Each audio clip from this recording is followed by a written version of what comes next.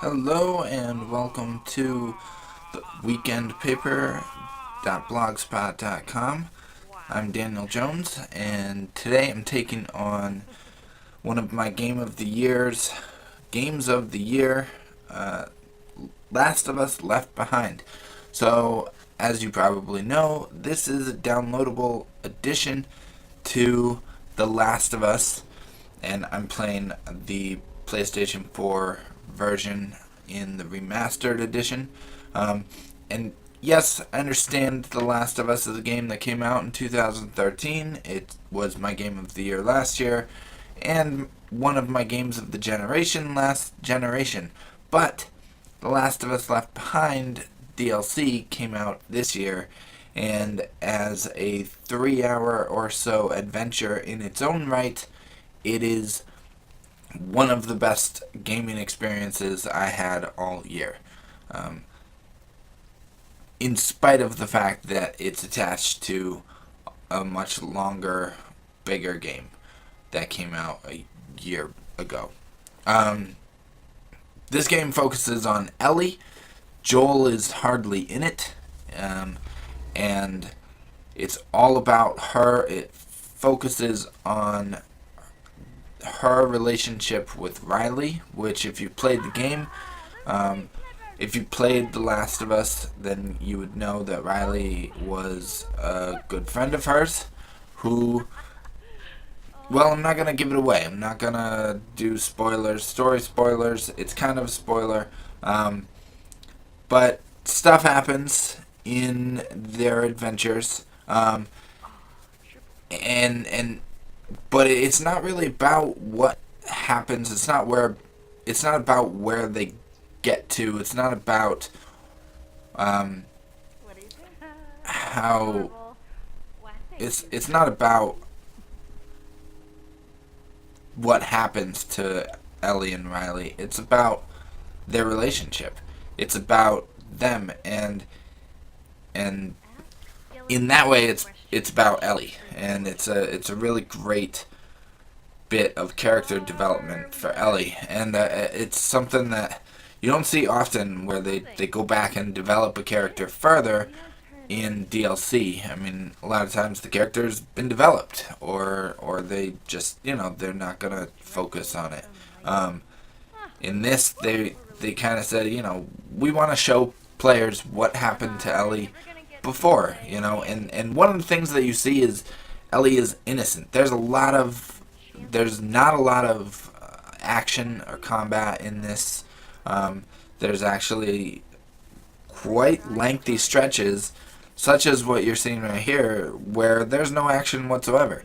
And when there is action, it's non-violent.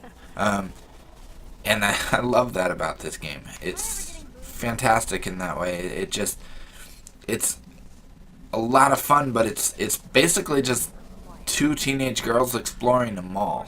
And the way that contrasts with, real life, and how two teenage girls exploring a mall would be in real life, it's just amazing. And it's great that we see Ellie here in this flashback exploring the mall, and then we also see flash forwards to where she is in the modern time during when the game takes place, the main game.